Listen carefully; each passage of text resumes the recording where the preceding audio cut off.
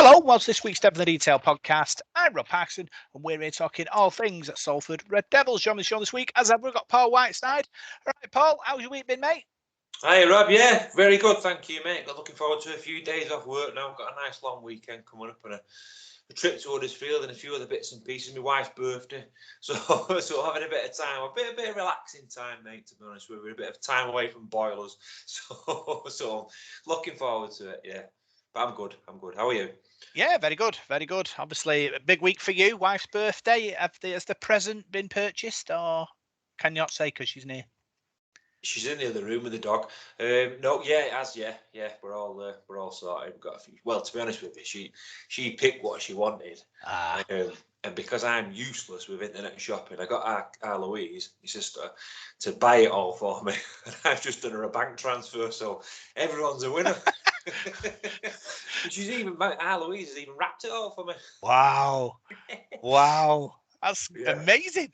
Yeah, I got her a few extra little bits and pieces today when I was at work. You know, a bottle of wine and some chocolates and that. Yeah.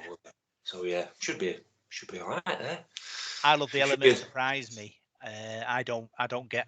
She gives me hints when it's the wife's birthday, and I do sometimes deliver, but sometimes I get stuff that I think she wants rather than what she wants. Sometimes it goes well, sometimes not so well, but that's the way we roll. It's a casino birthday. Yeah, well, with me, I'm the most useless person at buying presents for people because I give like my family my last penny, but I'm just not very creative when it comes to actually thinking of something for them. I'm useless. If they tell me what they're getting, I'll get it. I'm like, but no, I'm not very good. I'm not very good at wrapping presents either, mate. You can give me a CD to wrap, and it'll end up looking like a bloody cactus. So I'm just useless. So yeah, but we're all sorted though. We're all sorted. Brilliant. So there's loads to go at this week. We're going to look back at the whole defeat. And we'll look at all the big news coming out of the club. And then we're going to preview the Huddersfield game on Sunday. So we'll start with the Toulouse game, and then we'll move on to the whole game. So you're listening to Devil in the Detail, and this is your big match review.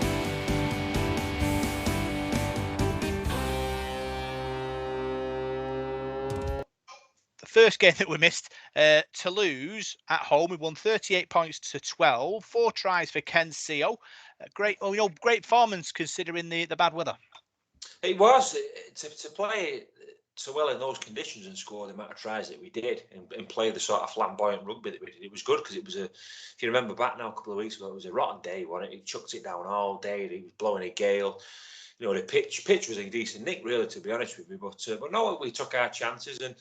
You know, Toulouse came and tried to throw the ball about a bit, didn't they? But I thought we did really well. We mission accomplished, really. We just needed to get the 2 points. But, you know, it was an impressive display and a good win. Yeah, it was a potential banana skin, I thought. So to get a result is a good sign. I thought we played really good in the conditions, which is, was raining and muddy and right in the middle of the storm, I think. Was it in the middle of between two storms? So it was really terrible conditions. So to play that brand of rugby and for Ken Sale to score 4 tries as well was fantastic, showing that he's going to be a contender for that Super League top try scorer again. Yeah, definitely. I mean, that try when he got the try from the kick and he went the full length of the field. I mean, the pitch was cutting up a bit then, and there's a bit of water on it, and he ran across that as if it was the middle of summer, didn't he? The speed he went at. So yeah, and like in the first half, some of the backing up and the support play, and Brian Brierley went over there for a good try, and I think King Vuniyawa scored as well, didn't he? And he's someone who's really impressed me so far this season, and yeah, it was a good all-round performance, and as you said. It could have been a banana skin, really, there to lose, new into the league and, full of enthusiasm. But no, we did a professional performance on them, really, and did a number on them and got a good result. 2 wins from 2 was a great start to the season. Yeah, quick look at the stats, Paul. Top tacklers, Alex Gerrard, 20, Andy Ackers, 40, Shane Wright, 25, James Greenwood, 25, and Danny Addy, 34. So plenty of graft in that pack. Yeah, there certainly was. Yeah, I mean, good mention there for Shane Wright. I think we've been impressed with him so far this season. He's a real workhorse on the pack, going forward and tackling as well. As I mentioned, King Vuniyawa, I've been very, very impressed with him. I didn't know what to expect with him coming from Leeds. I've not seen much of him, and sort of, he was a bit of an unknown, but I think he looks really, really good. So Andy Ackers as well. I think Andy's one of those. He's got his eye on the World Cup at the end of the season, hasn't he? Speaking to in the close season, he's after that. And as are a few of the Salford players. I mean, you've got a World Cup coming up. They've got to aim for that and perform on the field for Salford. And if they play well, they could get picked for that. So yeah, it was a good hard working display from the pack. Danny Addy, as you mentioned, there, he's another one that does a lot of the donkey work, doesn't he? The unsung stuff, the graft and the tackling. And you need that in your side, don't you? Definitely. Yeah, obviously all good sides are built around people who graft, and you've got to sprinkle in the class, I think, which is what we've got. So as long as we continue to have that blend, Paul, I think we'll be okay this season. From what I've seen the last sort of 3 games, we've shown, good moments, and you can only think we're going to get better as we go on. Yeah, there were some poor moments in the whole game as well, we'll probably mention. But as you said, there were some good moments, there were some good tries in that game as well. So I think we've got a nice blend in the squad of good people who are going to put the work in. We've got that bit of class, that bit of pace as well. Probably not as much pace as some of the other clubs, at the top end of the table. But I think we've got enough to be very competitive this season and do pretty well. Yeah. So let's move on to Hull. This week we went to Hull and lost 48 points to 16. 2 wins from 2, Paul. We're all getting a bit carried away, but this was certainly a bump back down to earth. It was, and I think you probably would have got a bit more carried away when you found the news out that Luke Gale was suspended, because he's a big old out of Hull side, pivotal player, linchpin. And that was a shot in the arm for us, really, and we expected to be better than what we was. The start of the game, I thought we came out really well. Hull knocked on it near their own line. We looked like we were putting pressure on, but for me, we lacked that composure. You think back to the Castleford game, the composure was brilliant. It was like a well-oiled sort of machine. It was like an SAS mission. We went there, did the business, and got out. At Hull, we seemed to try and score every time we had the ball early doors, and I think we got rattled. I think Mark Sneed got a bit rattled. I think Jake Connor got in his head. Whether it was, I think Mark Sneed, for me, played the occasion rather than the game. He seemed to let the crowd get on top of him, and Jake Connor's like all the game he was winding up and verbals in everybody's ear, which I don't think you should be allowed to do, really, but you get on with it, don't you? And yeah, we just seem to be like a bit of a rabbit in the headlights in that game, really. And once you go a few scores down, it's difficult to turn that round then, and we couldn't really. Yeah, Reynolds and Connor were the difference for me. The standoff, he just ran the show, to be fair, and we couldn't get anywhere near him. And yeah, it was disappointing. I'm sure Paul Rowley will be looking at that sort of result and the video and thinking, what went wrong here, and how do we turn this round? Yeah, definitely. Like you said, Jake Connor, it was like a boxer, really, wasn't he? Like having you at arm's length, and you couldn't get near him to tackle him. That's how good he was in that game, and he was sort of fending people off and offloading the ball. And Reynolds as well, I thought he kicked pretty well. They've got a bit of quality outside. That Cameron Scott, I think, got a couple of tries, and we made mistakes as well. Ryan Brierley didn't have his best game for Salford, did he, really? I mean, I'm not blaming him for some of the stuff. I mean, he brought the ball back from, a kick return and offloaded to Joe Burgess. Burgess coughed up, but I think, really, perhaps Burgess should have took that pass. It wasn't a difficult pass to take. But when things aren't going right for you, these mistakes creep into the game, don't you? And your confidence drops a little bit. And I think in that game on Saturday, nothing seemed to go right for us, whereas in the Cass game, we made breaks and we scored tries, didn't we? And even Burgess at the end, I mean, it summed the game up there. I mean, 9 times out of 10 he scores that try there, but he got put into touch. So it was, we played some good stuff and scored some good tries, but it was just one of those days, really, where nothing seemed to go right for us. Yeah, I think obviously talking about that moment where Brierley passed to Burgess and Burgess knocked on, we can't. Last season we talked about how unentertaining we were, how mechanical we were, and it wasn't really, good rugby to watch. So when you have a coach who wants to install this sort of way of playing, where you will promote the ball and you will throw the ball about and you will, try things, when things don't go right, I don't think we can say, well, stick it back up your jumper, because that's the philosophy that Paul Rowley wants to play and wants his players to play as. Well, yeah, if Joe Burgess had gone 80 yards, everyone would have said, what a great try, wouldn't they? So, yeah, it's difficult when these things don't come off. you look a clown then, don't you? And Yeah. you know, mistakes happen. So it's a very, very fine line, isn't it? Sometimes, and yeah, if that had come off, things came off against Castleford, didn't it? We scored some top tries in that game, and they didn't against Hull. I don't think it was a scoreline. I don't think Hull 48 points to 16 better than us. No. I just think it's one of those games where rugby league's like that now, where you can. We've said it loads of times, haven't we, where a team will get momentum against you, get a couple of tries, and you fall apart quite quickly, and that's the way the modern game's played, isn't it? So yeah, I don't think we could play Hull 10 times now, 10 weeks running, and you won't get that same score again. I'm convinced of that. I think there's a few things that Paul Rowley needs to work on, a few things the players need to work on, and he said that, didn't he, after the game? So I don't think it's time to start ringing alarm bells and pressing panic buttons just yet. I don't think. I think perhaps it's just a bit of one-off, and sometimes it can be what you need as well. You know, we might have been a bit complacent going into that game, 2 wins from 2. So perhaps it's the kick up the backside that we need, just to bring the players back down to earth and give them a bit of reality check. And you know, going to Huddersfield is a tough proposition this week, so we'll get another test this week. Yeah, positives. Tim Laffey scored twice. That's 3 in 2 games for him. Looking the part. Obviously coming under the radar towards the sort of back end of pre-season. He's showing us what the talent's all about.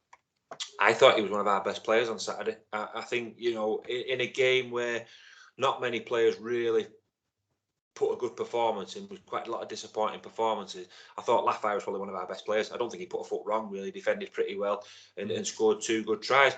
Ken Seo, another guy, I mean, that try that Ken Seo scored, you probably won't see a better try than that this season. You know, the amount of bands that went through, it was a clever bit of play. It was good stuff. So yeah, we're showing signs there, and there was a couple of other chances we could have had. So all right, we let 48 points in, but we could have scored 30. It could have took some of our other chances. So yeah, I was disappointed with the scoreline and disappointed with some of those tries we conceded in that second half. But overall, you know, it's early days, and I'm not like you. I'm not being too despondent just yet. Yeah, I just thought this team isn't going to die wondering. I think if there's a pass on or a kick on, they're going to go for it. Which is as a supporter and as a someone who's paid to watch the match, Paul, you want to be entertained, and this is what will happen. We'll score tries, but we might concede if we don't tighten up. Well, I think Marks needs that sort of player. Definitely, he knows when to sort of manage a game, doesn't he? Like he showed against Castleford, but he's going to put kicks in. Ambitious kicks, isn't he? I mean, he did it against Hull. There was a couple of times where he kicked for CO, didn't he, onto the wing, and he's going to try it this season. You've got guys like Ryan Brierley as well, Brodie Croft is another one. They're going to try things, and they're going to try moves, and you know, Brierley's that sort of player. So yeah, they're not going to be 5 drives and a kick. There's no doubt about that. I mean, that's not what we want. We want to see the players entertain them, and sometimes it'll come off and it'll be brilliant, and then other times it won't come off and you make mistakes, and like I said before, you look a bit of a wally, but. You know, you can't fault the players for that. You've got to try things, and if that's the way the coach's philosophies are, you know, that's the way his team's going to play. Yeah, talking about the coach. Here's Paul Rowley speaking to you after the match. Right, joined by Paul Rowley. Just listening to you in the press conference, a bitly disappointed by that, and you're very right to be. It was a really poor performance. Nothing seemed to go right today for you. No, I'm disappointed. I'm more than disappointed, to be honest, because. I like to win. My staff do, and so do the players, and so do the fans. So we want the Salford badge to be a reason to be resilient, tough, and proud. And sometimes you can use it as a reason to give in or not be resilient. And so I'm gonna reinforce that message throughout the week.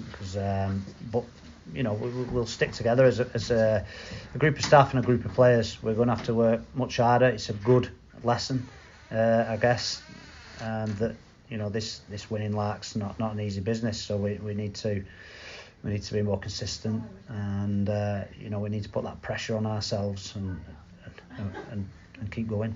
You came here full of confidence, 2 wins from 2. Is it a bit of a wake up call today?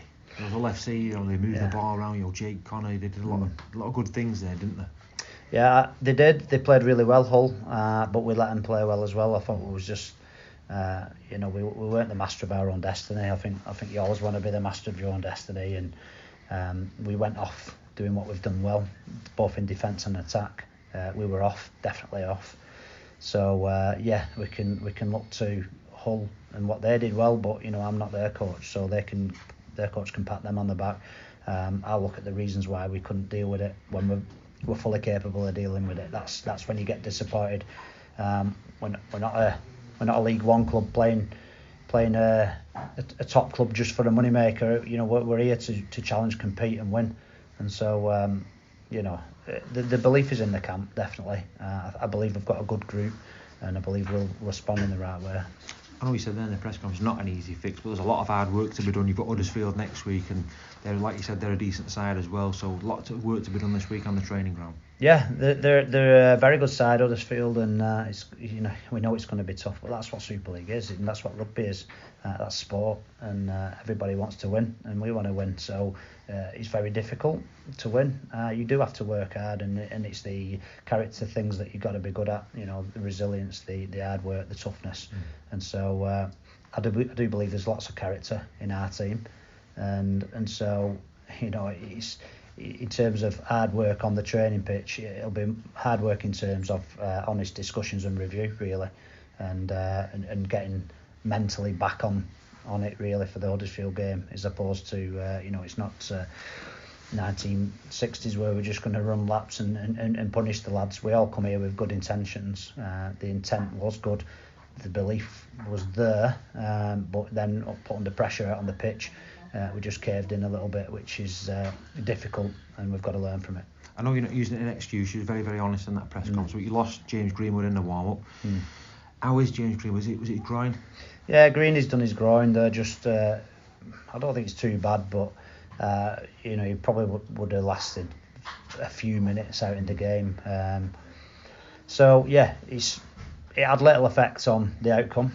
I don't, you know, none of that matters really. It's just, it is disappointing because, you know, you've trained a certain way, but it didn't have any bearing on the outcome. It's just a bit of information for you. That's where he was. That's why, you know, he weren't there to start the game.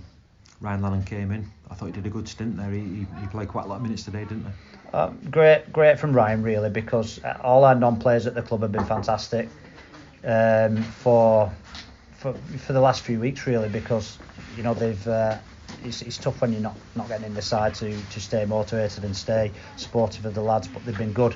Ryan's been one of them, and he got an opportunity today, and, you know, it's probably to get 80 minutes from nothing was a big ask of him, and I thought he did some things really well, and yeah, fair play to him. He had a dig, and you know, he filled that gap, and he's part of a team that unfortunately today got beat, so unfortunate for us all. Thanks very much for coming and speaking to us, Paul. Good luck against Huddersfield next year. And obviously he's looking to bounce back this week. Yeah, he was disappointed. He spoke in the press conference. He spoke to Trevor Hunch before us as well, didn't he? And he was disappointed speaking to Trevor. And I think he did seem quite calm, though.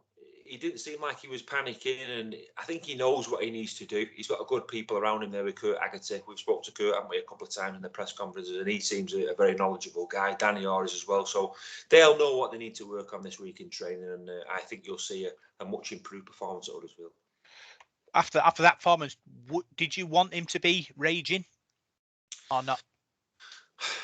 I think he was raging, wasn't he, really? Because we spoke to him off camera when, like I said, in that corridor where Trevor was, and, you know, he didn't mince his words, did he? You know, he was very disappointed, and we can't really repeat what he said.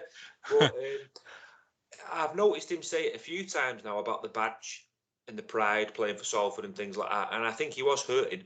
And it's nice to hear that from a coach, because I think Paul Rowley genuinely does care about the supporters and about the performance that his players put on the weekend. So yeah, I think if you'd have been in the change rooms at full time, I think you'd have seen a pretty animated Paul Rowley. I don't think he's the sort of coach that goes in there and pats people on the head and says, never mind. I think he'd be more like a Neil Warnock, you know, going in there and giving him the rounds of the kitchen. And sometimes players need that.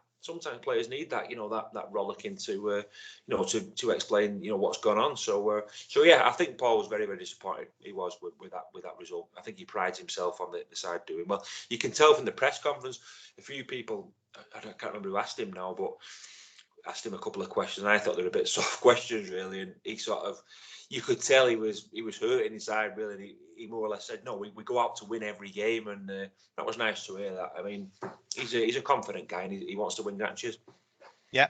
Looking at the stats, Paul, top tacklers Alex Gerrard 19, Andy Ackers 44, Greg Burke 20, Shane Wright 29, Elijah Taylor 38, Danny Addy 31, King Bunny Yayawa 33, and Ryan Lannon 41. Just remember though, Ryan Lannon came on sort of as Jane Greenwood broke down in sort of pre-warm-up. So that's a tremendous effort from him. It was, yeah.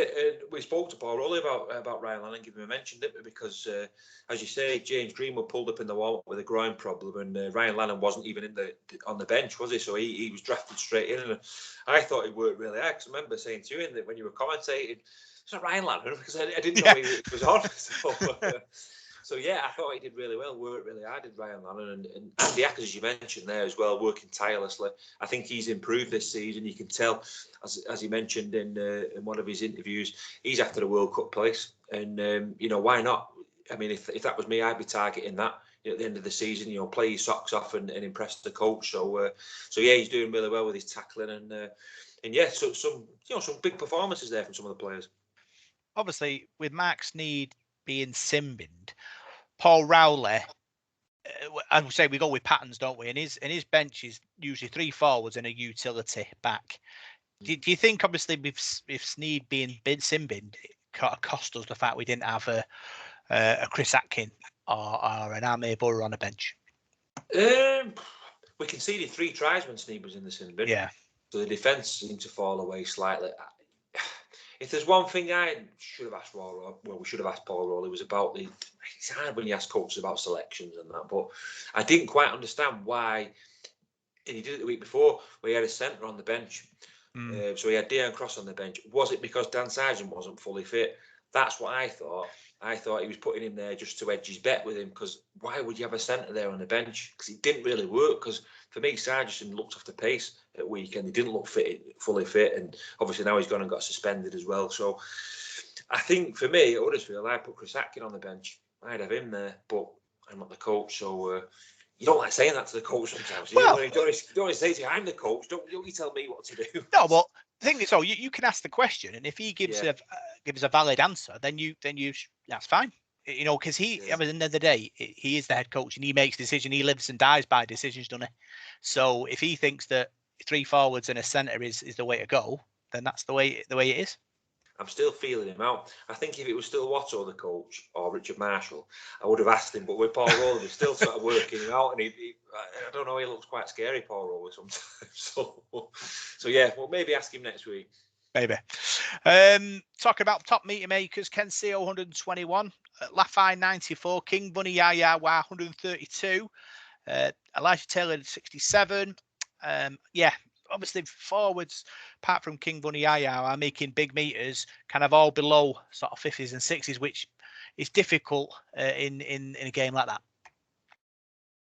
Yeah, because we didn't have loads of possession, did we? And Hull probably enjoyed the majority of the ball and majority of the play, didn't they? You was behind the 8 ball for most of the game, really doing a lot of defending. So yeah, not our best display. You're hoping we're going to improve this week, and as I've said before, we're going to have another tough test, aren't we? I don't think you get any easy games in Super League, really. I mean, people might say Toulouse is an easy 2 points, but believe me, when we go over there to South France, I think it'll be a really hard game. So yeah, you're going to get tested every week. So yeah, probably a game to forget. Is it the KM Stadium? It's not the KC. KHM. Something like that, wasn't it? Yeah. So yeah, a game to forget, really, to be honest with you. But just must say, wonderful stadium, Robin. At that, it's very impressive. It's a really nice facility, good atmosphere there as well. And we took a good following, didn't we? And they never stopped singing all the way through the game. So yeah, it was a nice day out, but not the result we wanted. The only downside is having to climb Everest to get to the commentary position. Feels like you're climbing the biggest mountain. You can see the whole of Hull at the top. It's a fantastic view. Yeah. But I do need a couple of oxygen tanks when you get towards the top. Yeah, I was puffed out when I got to the top. And, you're a boxer. I know. Yeah, it felt like Rocky going up them steps. I was hoping for that. Never came. Aren't them steps steep though? Yeah. The terrace in there, it's really steep, isn't it? Then I mean, you've been all good having a couple of pints in there. You've been all over the show. Steepest one in Super League is Wigan. Yeah, that's right. It is. Yeah, you need safety ropes to get when you get to the top of there. Yeah. I've had behind the sticks there. I've had a few beers and nearly gone tumbling. So yeah, you gotta be careful in there. Be Careful. Big thanks for 3-word match reports, man of the matches. Colin Reynolds, not good enough, Laffey. Stuart Smart, King is man of the match. Martin, ball to hand, Laffey. Gary Williams, better in the wet. King Bunny, yeah. Pete Brady, we go again, Laffey. Chris and Janet Shetton, bad day today, Laffey. Tom Waite, poor individual performances, King. Matt Carr, we love Laffey. We all love Laffey. Dave Parker, bump in the road, King. CNR, never got going, King. You said work to do, King. So King Bunny, yeah, and Laffey is head to head on the old 3-word match reports at the moment. Been impressed with both of them, Rob. As I said before, I don't want to talk King Bunny Iowa down, but when we signed him, I thought, what have we signed him for? I've never really heard of him. And, you know, when you've not really seen much of a play, you sort of get this mental picture in your head thinking, oh, he's not really any good in. But I've been so impressed with him, so impressed with his attitude. And he's probably, for me, been one of the best forwards this season. And, yeah, for me, if I was a coach, he'd be first player on the team sheet every week. So, yeah, very impressed with him. Laffey as well.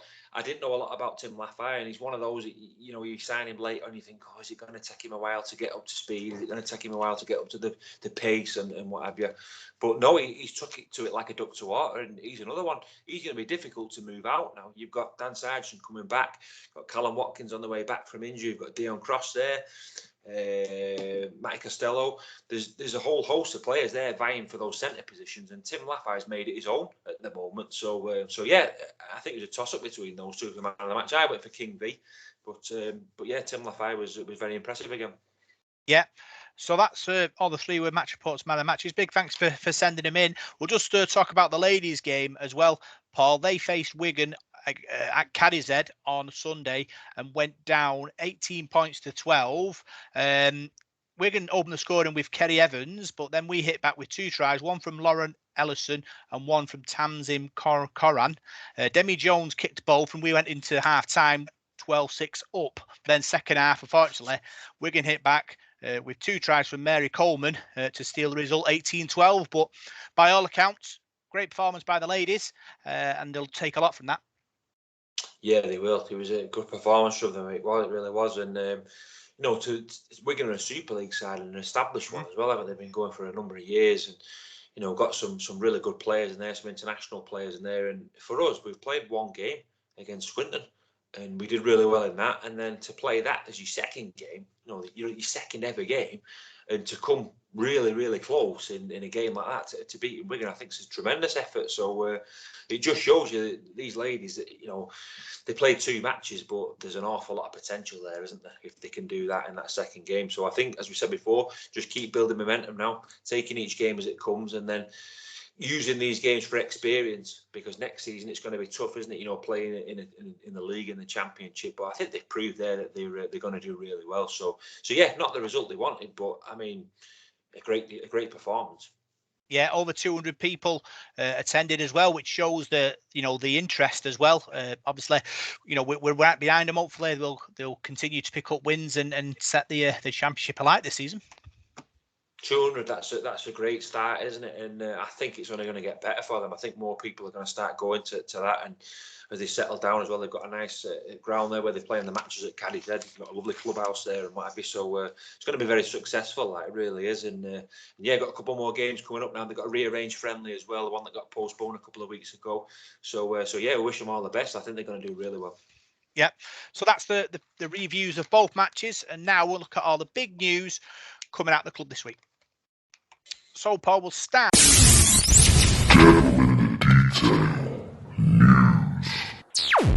Future, which is against Leeds in a few weeks' time. The deadline for any schools or colleges who want to apply for tickets for their students is Friday. So hopefully the kids of Salford and the schools are right behind this, and we'll have a big attendance when the Rhinos come to town. Yeah, let's hope so. Yeah, it's a Friday night game, that, isn't it?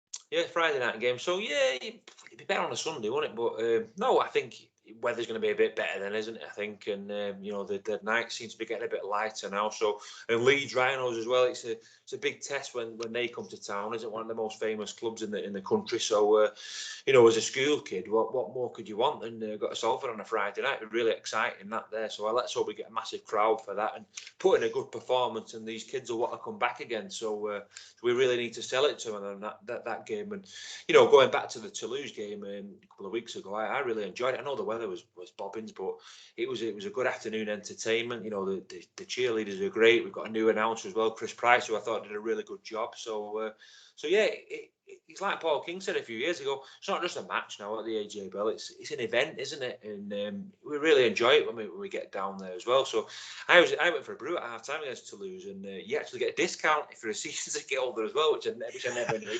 So yeah, you get yourselves down there and get signed up for that, because that promises to be a real carnival atmosphere that against Leeds, and it's a game I'm looking forward to. Yeah, talking about the game day experience, the club are looking for band/artists to play in the marquee before and after, I presume, the game.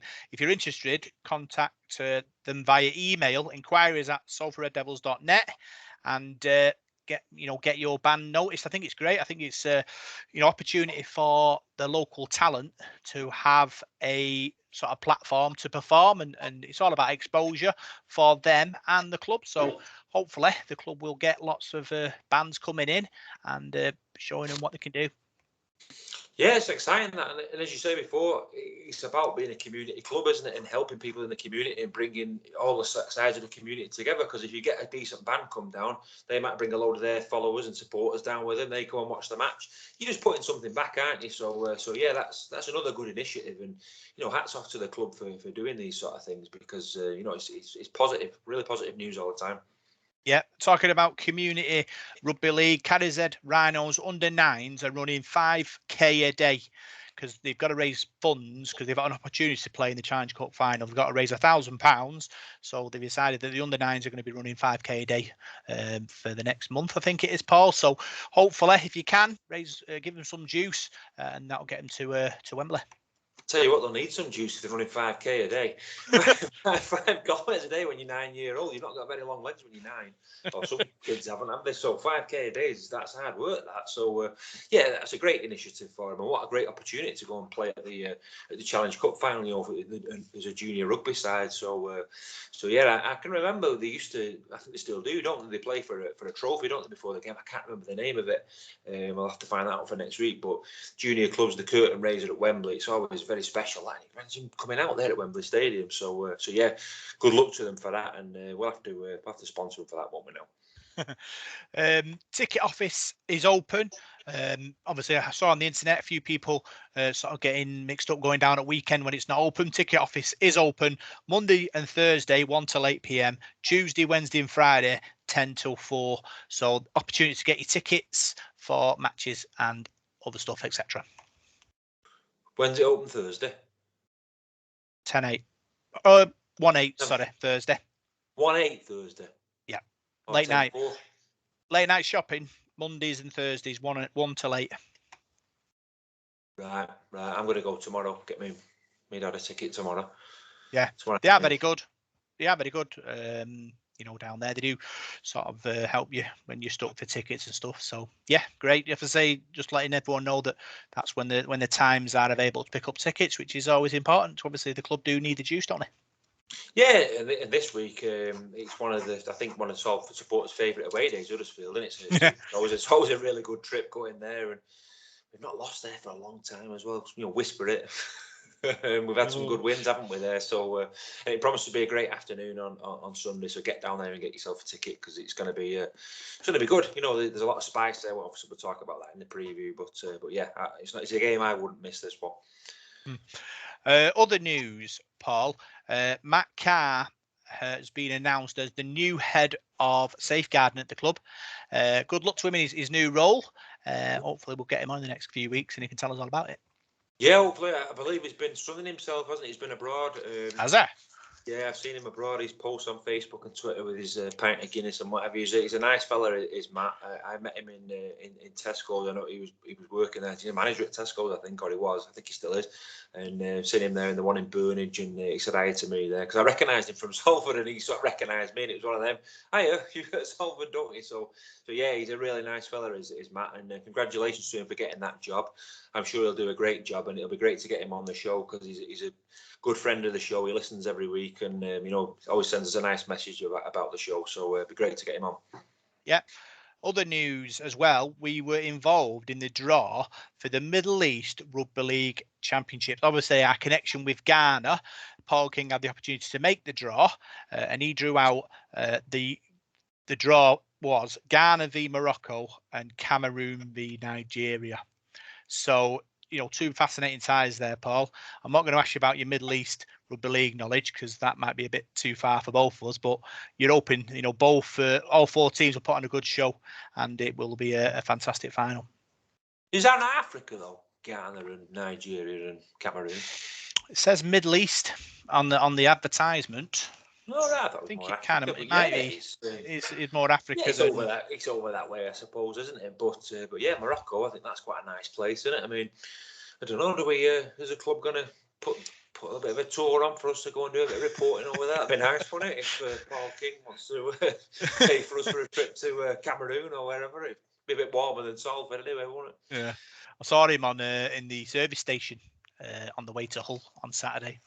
So we had a brief chat before he shot off in his car. But yeah, it was. It does say Middle East Africa Rugby League Championship.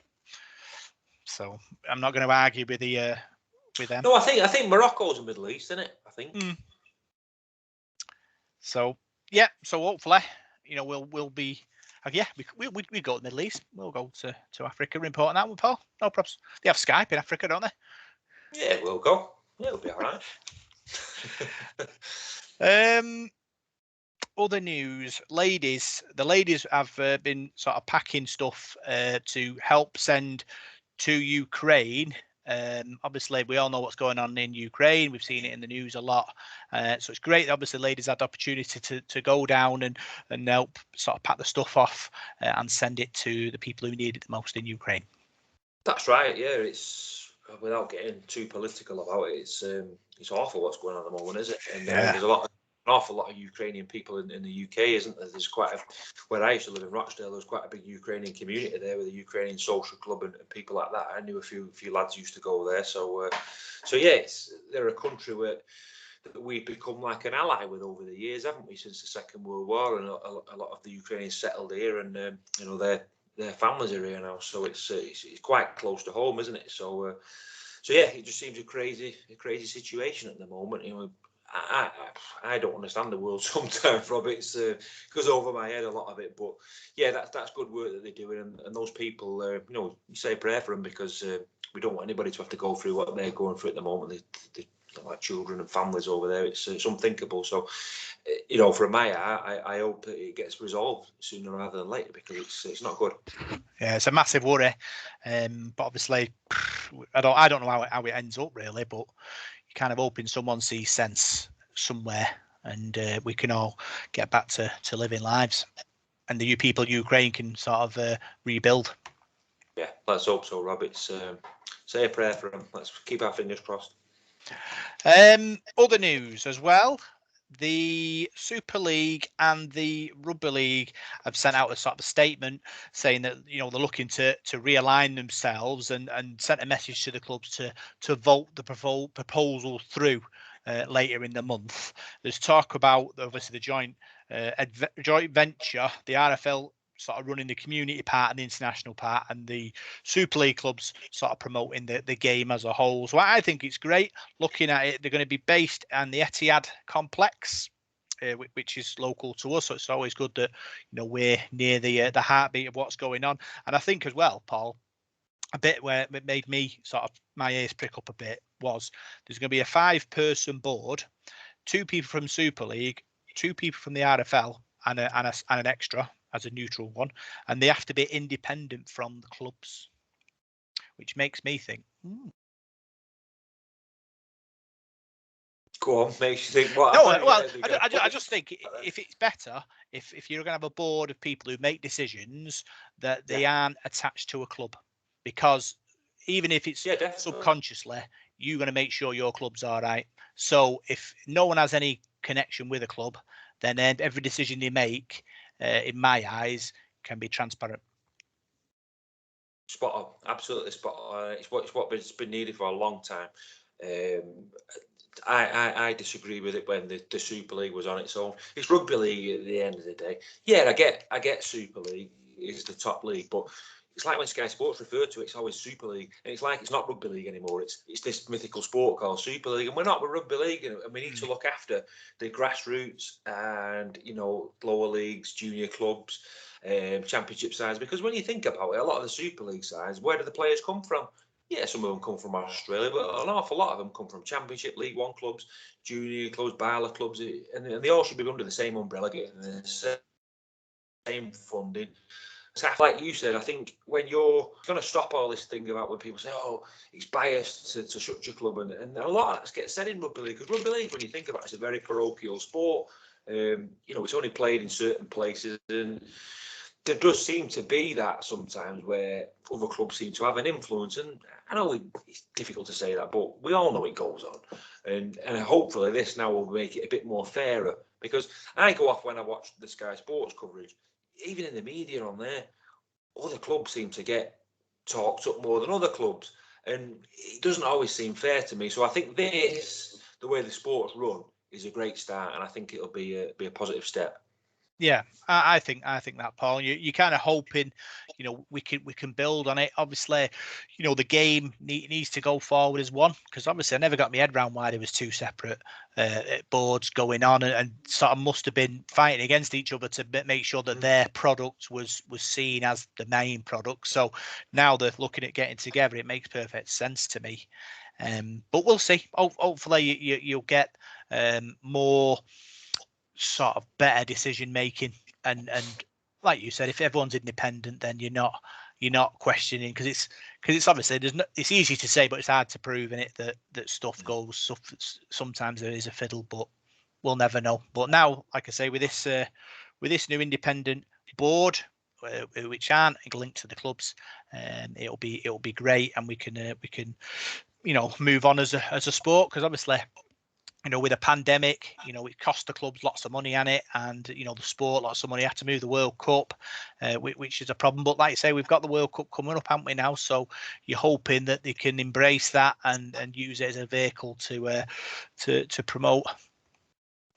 Yeah, definitely. The World Cup's really exciting at the end of the season now, and let's hope with everybody working together and being in the same song sheet, as if you like, it can be really, really good, this tournament. And we've had to wait sort of 12 months for it, so the hunger's going to be there now. And let's hope it's an even better tournament, because when you think about it, there's going to be some cracking matches there, and I can't wait for that. I was so disappointed when the World Cup didn't happen.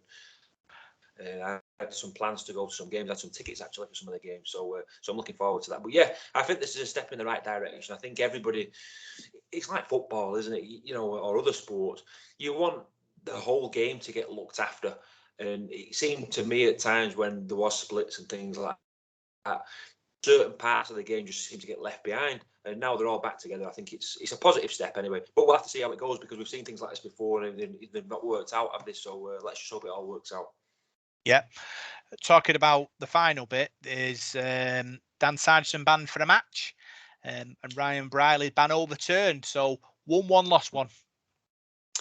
Yeah, great. I wrote my preview saying Ryan Briley wasn't playing, and then after I'd published it, they decided to say he was playing. So no, I'm pleased for Ryan, because I think when he probably won't mind me saying he didn't have his best game at the weekend, a bit of a blip. I don't think there was a lack of effort for him. I think he just come up with some errors.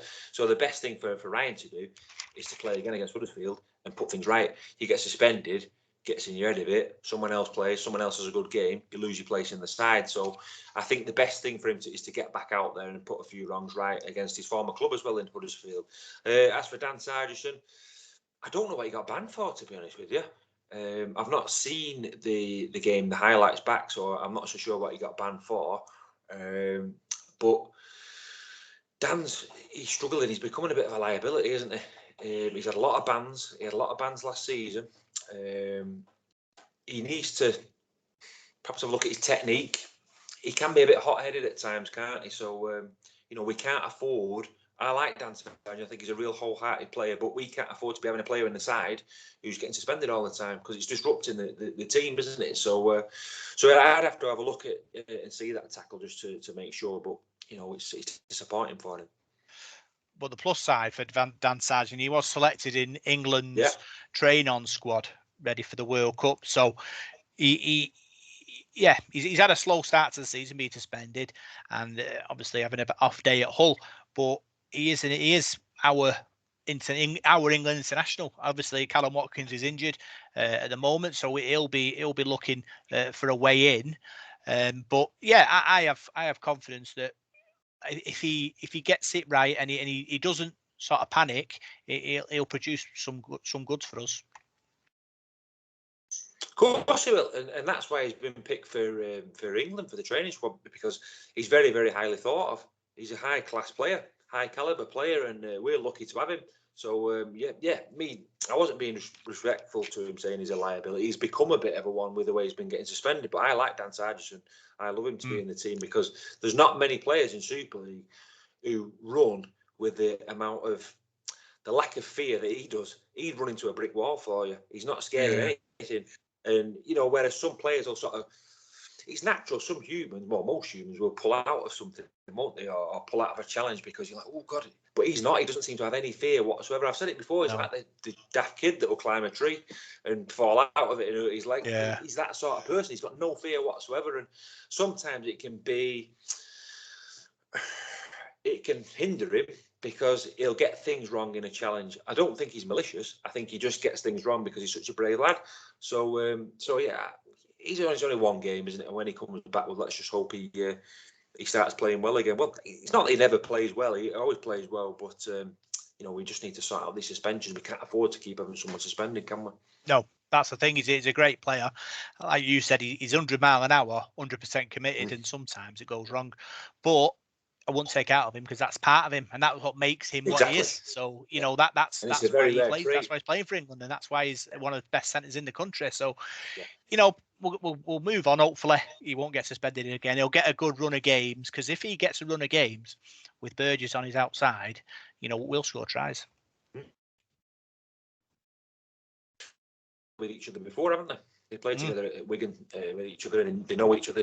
Play. Joe Burgess is a fantastic winger, the Rolls Royce as you call him. So, if those two can start firing, there you've got Ken Seo and Tim Lafay on the other side, plus Dion Cross and the other lads as well, Matty Costello, Callum Watkins to come in, Reece Williams. There's players there fighting for places. So Dan Sargent, he's got to play well because there's people waiting for his spot. But no, as you said, I wouldn't take it out of him. It's a very rare trait that he's got there. Not every player's got that in his sort of DNA that he's got. So I wouldn't take the edge that he's got off him. Yeah, so that's all the news coming out of the club this week, and now we're going to see what's happening in the world of rugby league and the amateur scene with Paul Whiteside. Here is this week's Devil in the Detail amateur report. Quite an action-packed one this week. Got a bit of amateur rugby league to talk to you about, a bit of junior rugby league, student rugby league, and we'll also be looking at the Life Outside Super League as we do every week as well. We'll start off this week with the Bala National Cup. On Saturday the 26th of February it was the quarter-finals. West Hull 34, Thatto Heath Crusaders 4, Mighton Warriors 38, Blackbrook 12, Waterhead Warriors 38, Oral St James 6 and Aspatria Hornets 6, Charleston Rovers 38. The draw for the semi-finals has been made. Waterhead Warriors will face Mighton Warriors and West Hull will face Charleston Rovers. Those ties will be played on Saturday the 19th of March. The North West Men's League, Wheelchair Rugby League and Yorkshire Men's Rugby League all kicks off this weekend. We've got nobody involved in the Wheelchair Rugby League, but the fixture as follows: Leeds against North Wales Crusaders, Warrington against Hull and Wigan against London Roosters. That's the Betfred Super League Wheelchair Rugby League. In the North West Men's League, that's a bit of a mouthful, Division 1, Bury Broncos faced Folly Lane on Saturday the 5th of March. In Division 2, Carry's Head are at home to West Horton Lions. Roost Pioneers play Salford City Roosters. In Division 3, Holt and Sims Cross face Rochdale Mayfield A. Division 4, South and East, it's Burton Woodbridge versus Langworthy Reds. Oldham St Anne's A are at home to Higginshaw in an Oldham derby. Waterhead Warriors A play Burton Wood Chargers, and in Division 5, Bolton Mets are at home to Liverpool Lions. In the National Youth Leagues, Sunday the 6th of March, under 16s, round 2 of the Youth Cup, it's Folly Lane against Latchford Giants. The draw for the quarter-finals, they will be played on Sunday the 17th of April. This is the full draw. The under-18s, Halton Farnworth Hornets face Castleford Panthers or Shaw Cross Sharks. Dewsbury Moor Maroons or Ince Rosebridge face Saddleworth Rangers. Stanningley face Hindley and West Hull. It's in very small print, this. Lee Minor Rangers versus Thatto Heath Crusaders or Oral St James. Sorry about the pause. Under 16s, Siddall face Lee Miners. Rangers, Birkinshaw Bulldogs versus Hunslet Club Parkside. Normanton Knights are against Folly Lane or Latchford Giants. And Blackbrook face Hensingham. In the under 14s, Stanningley face Hull Dockers. Oral St James are at home to Skirlaw. East Leeds versus Featherstone Lions or Lee Minor Rangers, and Siddall play Burstall Victoria. Before we move on to the Challenge Cup, bit of news about Folly Lane. Folly Lane's 14s, they were back in action at the weekend. I'll read out their squad. Their 19-man squad for the match against Hindley on Sunday was Alfie Ashworth, Carter Graham, Finlay Fairhurst, Luca Bates, Mikey McNamara, Ruben Pilling, Alfie Mason, Declan Giorgio, Jack Flynn, Lucas Walker, Mikey Munden, Rico Simpson, Billy Barrow, Edward Hughes, Caden Thomas, Max Merriam, Ollie Williams and Thomas Wagstaff. That's very blurred, that writing, so I think he did alright to get through them, but well done to the lads. They had a really tough game against Hindley. They went down by 10 points to 8. Real close game though, so we wish them all the best in their next fixture, but it was a really good pre-season game for them. 10 points to 8 defeat. They got their tries from Finlay Fairhurst and Eddie Hughes. Tommy Wagstaff scooped the Man of the Match award, so well done Tommy, well done Folly 14s. We'll be bringing you some more information on them as they go through this season, but best of luck lads next time you play. Right, and finally this week, moving on to Life Outside Super League. We've got some results here for you. Batley Bulldogs beat the Royal Navy by 66 points to 6. Doncaster 0, Whitehaven 60. Halifax Panthers 16, Featherstone Rovers 29. Hunslet Club Parkside 20, Sheffield Eagles 40. London Broncos 8, Bradford Bulls 34. North Wales Crusaders 30, Hunslet 8. Rochdale Hornets 12, Barrow 38. Workington Town 26, Dewsbury Rams 12 and York City Knights 42. Newcastle Thunder 13. Lee Centurions also beat Widnes in the Monday night fixture. So the fixtures for this week in the Life Outside Super League. As I said, Lee Centurions beat Widnes on Monday night in the Challenge Cup. They've progressed through to round number 5. In the Betfred Championship, these games are all going to be played on Sunday. Bradford Bulls face Batley Bulldogs at 3 o'clock. Featherstone Rovers at home to Halifax Panthers. Lee Centurions against Newcastle Thunder. That's a 1:45 kick-off. London Broncos against York City Knights. Whitehaven at home to Dewsbury. Workington Town face Sheffield Eagles. And there's a match between Keighley Cougars and Oldham. That's a pre-season friendly. That's at 3 o'clock. And on Monday the 7th of March, Widnes Vikings face Barrow, also in the Championship. That's a 7:45 kick-off. That's all I've got for you this week. Take care. And hopefully see you at Huddersfield on Sunday for Salford's clash with Huddersfield Giants. So that was Paul's amateur report, and next up we'll look at all the games this week for both our men and ladies side. So we'll start with the ladies. It's time for the Devil of the Details Big Match Review.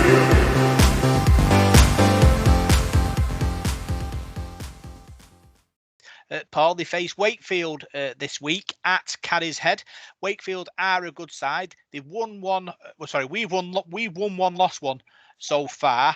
Wakefield beat Hull KR 32-4 last week, so they are a good side. So it's going to be interesting to see what happens come Sunday.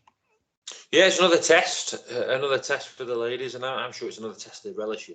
You know, as we said before, they're going into that championship next season, so all this experience against clubs that have been around a while, and they're established clubs as well, aren't they? It's going to do them the world of good, and I think they've proved by the Wigan performance that they belong at this level. So another big test for them at Caddy's Head again. I mean, it's just a shame it clashes with the men's fixture, Huddersfield, on the Sunday as well. Well, doesn't it? Both on the same day, but I'm sure if you can't get to Huddersfield for one reason or another, I mean, money's not awash with everybody at the moment, is it? The way prices are going up and things like that. So if you can't afford to get to Huddersfield, or you can't, you'll see a really good game there. Yeah, obviously, Coach sort of Chris Bates, will his decision-making process be keep it as it is because we played Wigan, and we'll go again against the Wakefield side who are very good. They've got a development academy going on in the ladies' side of the club. So will he want to test these players again, or do you think he'll want to sort of mix it up and see, the other ladies who haven't been given the opportunity yet? Yeah, that's a good question. I'm not too sure, really. I think when you're playing well, you sometimes want to keep it the same, don't you? And change. But I'm sure, they've got ladies there who've not already played, and they might want to bring that. I don't know. They might want to mix it up, put a few people on the bench. I'm not too sure. I was going to play that one, really. I think they've only got, is it 2 more friendlies they've got? Because the Lee one got rearranged, didn't it? It was Waterlock. So you've got another game after the Wakefield game. So yeah, if you've got going into that championship next season, they might want to rotate it a bit just to see how everybody goes in these next 2 fixtures. Yeah. Looking at the Wakefield team, Laura Darby's their new signing, fullback. Sashka Lewis, she's the captain, and is it Gaytree Gabriela? She signed from Leeds Uni. So they've got some good players back by all accounts. I had a quick look through to the Facebook page and the Twitter page, getting some information on the ladies. So it'll be a big test, and I'm sure they'll be looking to bounce back after that Wigan defeat. Because by all accounts, they were on top for the majority of it, and Wigan sneaks it at the end. So hoping they can close the job this week and record the second win. Yeah, it'd be fascinating. It'd be fascinating to see how it goes, and what a confidence boost it would be if they could get a win against Wakefield. It really would. So yeah, best of luck this week, and looking forward to that. As I said, just gutted he can't go because I'm going. Okay, so let's talk about the men's game. Huddersfield away, tricky game for Salford. Obviously, after last week's performance, looking to bounce back at Huddersfield. Yeah, well, Huddersfield have made a good start to the season, haven't they? They got 2 wins. They won in Toulouse, and they had a good victory against Hull Kingston Rovers. They played Wigan away last week, and by all accounts, played pretty well in that game at Wigan last week. I think Wigan pretty resilient this season from what I've seen of them. They look like they've improved an awful lot from last year. And Huddersfield weren't a million miles off in that game, so they've made a confident start to the season. They've got a few players. Has been for them. He's really shored up their pack. They've got some workers in there. Luke Yates, Chris Hill, some good lads in the pack. I think signing Tuilola here as well. I think that's a good signing for them. They've got Will Price there as well. Looks a very, very good player. Theo Farge is in. I'm not so sure whether Theo's suspended or he was suspended, so I don't know if he's back this weekend. But yeah, Ian Watson's building a decent side there. And this is going to be a real tough test for us. The hooker's suspended, though. I think is it Levi, the hooker? He got 2-match ban, so he's got another game, so he'll be missing this weekend. But this is going to be a tough test for us. Huddersfield on paper are probably a better side than Hull, or as good as anyway. So this is going to be a tough test. There's a lot of emotion in this fixture as well, isn't there? With players playing against a former club. Tuilola want to put one over Salford, won't he? Used to play for, and yeah, I'm looking forward to it. It's always a good game going there. We enjoy going there. Yeah, looking at the stats, Paul, they've scored more tries than us. They made more tackles than us, and they're top of the meter makers so far. We're 1,000 meters behind them at the moment, which makes me think that we need to be a bit more. We need to punch clever, because if we let them run, they'll run over us. They will. They've got a lot of pace out wide for Huddersfield as well. They've got a lot of experienced players as well, like Leroy Jermaine McGilvery, Michael Lawrence, people like that. But they've got some good youngsters as well. Like Will Price is a really top player, isn't it? And the lad at halfback, what's his name? Oliver Russell. Mm-hmm. He's Oliver Russell. Yeah. Halfback. I think he's impressed me when I've seen him play. And as I said, the experience there of Chris Hill in the pack. We all know about Luke Yates' time at Salford. He's a tackling machine, but he's a bit more than that as well. He's got quite a lot to his game. Tuilola on his day can be absolutely awesome, can't they? So they're going to be good. I think they're going to be a good side, especially at home. They'll be looking at winning home fixtures, won't they? And plus the fact they had a disappointing season last year for their standards. They wanted to do really well. A lot of expectation was put on Ian Watson. Going new coach, and they spent a bit of money, and they sort of flattered to deceive. So I think that expectation has spilled over into 2022 now. So they'll want to make that top 4, top 5, getting the off. So they're going to be a tough opposition. Plus we beat them twice. Season knock us off, won't they? Yeah. Talk about Ian Watson. Obviously we faced him again. Our old one of our ex-coaches. Have we got over him now? I have. I got over him more or less straight away. I don't really hold. I mean, there does seem to still be some supporters that haven't, because you'll read stuff on social media. People don't seem to like Wall, or they'll say stuff about him and call him this, call him that, call him the other.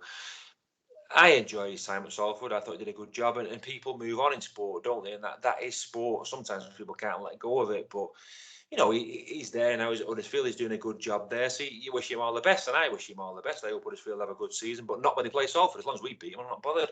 So yeah, I think the club's got over Ian Watson now. He did a terrific job at Salford and left, and we've had another coach since then, in Richard Marshall, who I thought did a good job for us, and obviously things didn't work out and Richard moved on. So you don't hold anything against these people, do you? Just wish them all the best and hope they have a successful career wherever they go to. So yeah, but I think it'll add a bit of spice. It always does, doesn't it? I mean, when you think about it, Ian Watson brought Paul Rowley into Salford, didn't he? So Watto and Rowley, I think, are friends, aren't they? But they'll want to get one over each other.